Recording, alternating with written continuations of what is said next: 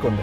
బెంగాల్లో ఈసారి తృణమూల్ కాంగ్రెస్ ఓడిపోతుంది అంటూ పలు సర్వేలు చెప్పడంతో ఆ సర్వే ఫలితాల భయం పట్టుకున్నట్టుంది. అందుకే కోర్టుకు వెళ్ళారు ఆవిడ. కోర్టులో ఏం ఛాలెంజ్ చేశారంటే, ఇక్కడ అంటే బెంగాల్ రాష్ట్రంలో ఎన్నికల ఫలితాలు వెల్లడించేటువంటి రోజుల వరకు కూడా సెంట్రల్ సైన్యం అంటే కేంద్ర ప్రభుత్వ అధికారులు, కేంద్రం నుంచి వచ్చిన బలగాలు మొత్తం వాళ్ళే ఉన్నారు. సో కేంద్రం వాళ్ళు ఎందుకు, లోకల్ వాళ్ళు ఉన్నారు, లోకల్ వాళ్ళని వాడుకోవచ్చు కదా అని చెప్పి దీది సుప్రీంకోర్టుకు వెళ్ళింది. అయితే సుప్రీంకోర్టు ఇప్పుడు దీదికి ఒక ఆన్సర్ ఇచ్చింది. ఏమనంటే, మైక్రో అబ్జర్వర్లుగా కేంద్ర ప్రభుత్వ ఉద్యోగులు నియమించడం పైన ఆవిడ అబ్జెక్షన్ చెప్తూ పిటిషన్ దాఖలు చేస్తే ఆ పిటిషన్ను సుప్రీంకోర్టు కొట్టిపారేసింది. కౌంటింగ్లో మైక్రో అబ్జర్వర్లుగా కేంద్ర ప్రభుత్వ ఉద్యోగులు ఎందుకు ఉండకూడదు, అసలు లోకల్ వాళ్ళు ఎందుకు కావాలి, ఎవరైతే ఏంటి, అక్కడ మీకు వచ్చిన ఫలితంలో ఎవరైతే ఏంటి, అది ఏదైనా రిజల్ట్ రానివ్వండి, మీరు ఎందుకు దానికి భయపడుతున్నారు అన్నట్టుగా సుప్రీంకోర్టు తిరస్కరించింది. ప్రభుత్వ ఉద్యోగులు విధుల్లో భాగంగానే పనిచేస్తారు, వారికి ఎలాంటి విధేయతలు, ఇష్టాలు, అభీష్టాలు ఉండవని కోర్టు తేల్చేసింది. మైక్రో అబ్జర్వర్లను ఎంపిక చేసుకునే అధికారం ఈసీకి ఉంది అని చెప్పింది సుప్రీంకోర్టు.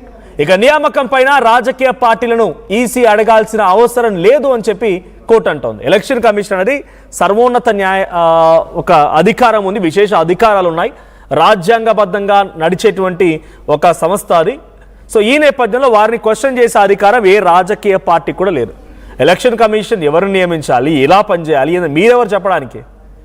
మీకున్న పర్పస్ ఏంటి, మీ రిప్రజెంటేషన్ ఇవ్వండి, అంతే, అంతవరకే. కానీ మీరు వాళ్ళనే పెట్టుకొని నడిపించాలి, వీరులనే పెట్టుకొని నడిపించాలి, కేంద్ర ప్రభుత్వ ఉద్యోగులు వద్దు, కేంద్రంలో అబ్జర్వర్లు వద్దు, రాష్ట్ర అబ్జర్వర్లు, ఇవన్నీ పనిచేయవు. You please take care of your self, mind your business అని చెప్పినట్టుగా సుప్రీంకోర్టు దీనికి సమాధానం ఇచ్చింది. ఇప్పుడు తృణమూల్ కాంగ్రెస్ ఓటమి భయంతో ఈ రకంగా కోర్టుకు వెళ్ళిందన్న రకంగా చర్చ కూడా జరుగుతోంది. అయితే ఎల్లుండి రిజల్ట్స్ మే 4న రిజల్ట్స్ రాబోతున్నాయి. అయితే రిజల్ట్స్ ఇప్పటికే నిన్న ఎంత హల్చల్ అనేది చూసాం. భవానీపూర్ కాన్స్టిట్యున్సీలో ఎక్కడైతే మమతా బెనర్జీ కంటెస్ట్ చేశారో అక్కడ ఆవిడ వెళ్ళిన చోట కొంత అబ్జర్వర్లు కానీ అక్కడ ఉన్నటువంటి ఏజెంట్లు కానీ without the intervention of party agents, polling agents ప్రమేయం లేకుండా అక్కడ ఈవీఎం ఓపెన్ చేశారని, వివిప్యాట్లు తెరిచారని, స్ట్రాంగ్ రూమ్ దగ్గర కరెక్ట్ సెక్యూరిటీ లేదని, సో ఈ రకంగా వాళ్ళు చెప్పడం జరిగింది. సో ఆ నేపథ్యంలో మమతా బెనర్జీ అక్కడికి వెళ్ళడం, రాత్రంతా అక్కడే ధర్నా చేపట్టడం, సో అక్కడ జరిగిన ప్రతి సిచ్యువేషన్ కూడా ఆవిడ కంట్రోల్లోకి తీసుకునే విధంగా ఆందోళన క్రియేట్ చేయడం, ఇవన్నీ జరుగుతూ వచ్చాయి. సో రిజల్ట్లో ఏమవుతుంది, మమతా బెనర్జీ వస్తారా, మోదీ వస్తారా, సువేందు అధికారి ముఖ్యమంత్రి అవుతారా అని పక్కన పెడితే అక్కడ జరిగిన ఆందోళనకు సంబంధించి మాత్రం ఎంత ఉద్రిక్తంగా వెళ్ళినా చూసాం. సో అప్పటి నుంచి తృణమూల్ కాంగ్రెస్కు భయం మొదలైంది. సో ఎగ్జిట్ పోల్ ఫలితాలు ఇలా వస్తున్నాయి. సో ఒకవైపుగా ఇంకోవైపు ఈ వివిప్యాట్లు, ఈవీఎం సంబంధించి వీడియోలు వైరల్ అవుతున్నాయి, సీసీటీవీ విజువల్స్, ఎవరికి ఇన్ఫార్మ్ చేయలేకుండా వాళ్ళంతా కూడా సైలెంట్గా అక్కడ వ్యవహారం కానిచ్చేస్తున్నారు. సో ఈ నేపథ్యంలో మనం అలర్ట్ అవ్వకపోతే డెఫినెట్గా ప్రమాదం అనుకున్నారేమో కానీ మైక్రో అబ్జర్వర్లుగా ఉన్నటువంటి కేంద్ర ప్రభుత్వ ఉద్యోగుల్ని అక్కడి నుంచి పంపించి స్టేట్ ఉద్యోగుల్ని పెట్టుకోవాలని చెప్పి మమతా బెనర్జీ సుప్రీంకోర్టు రిక్వెస్ట్ చేశారు. The court refuse to give any relief to Trinamool Congress. It said no further orders necessary on their petition. ఈ పిటిషన్ ఎటువంటి అనవసరమైనటువంటి ఆదేశాలు అవసరం లేదు. This means the court did not find interfere with the decision of election commission of India. Election commission of India యొక్క డిసిషన్కి ఎట్టి పరిస్థితుల్లో వ్యతిరేకంగా వెళ్ళాలని కోర్టు ఆలోచించలేదు. సెంట్రల్ గవర్నమెంట్ అసలు కేసు ఏంటి ఇక్కడ, central government staff can be used in voting counting in West Bengal.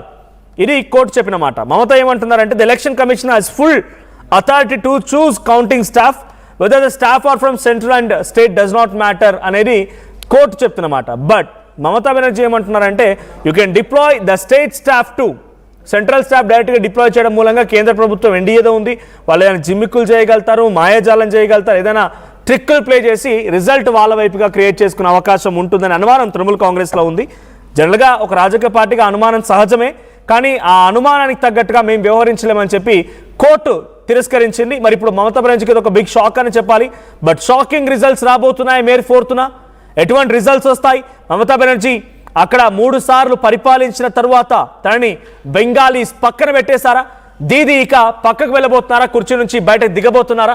అక్కడ బీజేపీ కాషాయ జెండా ఎగరబోతుందా? ఏం జరుగుతుందో చూడాలి. బట్ ఇప్పుడు వచ్చిన డిసిషన్ మాత్రం మమతా బెనర్జీకి షాక్ అని చెప్పాలి.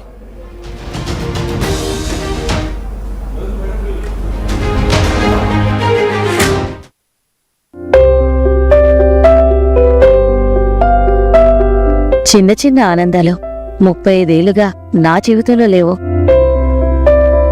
35 ఏళ్లుగా నేను డైపర్లలో బ్రతికాను. 6 సెంటీమీటర్ల ఫిస్టులా నా మూత్రాశయంలో లీకు కారణమైంది. ఎవరూ నాకు సహాయం చేయలేకపోయారు. AINUలో వైద్యులను కలిసే వరకు.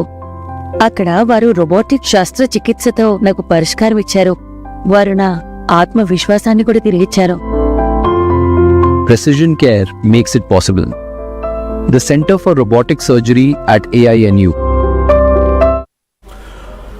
Right, welcome back. సో మొత్తంగా వెస్ట్ బెంగాల్ ఎలక్షన్ రిజల్ట్స్ పైన దేశవ్యాప్తంగా ఉత్కంఠ కొనసాగుతోంది. వెస్ట్ బెంగాల్, తెలంగాణ, అటు తమిళనాడు అండ్ కేరళ, అస్సాం, పుదుచ్చేరి ఇవన్నీ ఉన్నప్పటికీ వెస్ట్ బెంగాల్ పైన ఇంతలా ఉత్కంఠ గల కారణం ఏంటంటే అక్కడ 3 సార్లు ప్రభుత్వాన్ని తీసుకొచ్చినటువంటి మమతా బెనర్జీ తృణమూల్ కాంగ్రెస్ ని పబ్లిక్ పక్కకు పెట్టారా అని అనుమానం.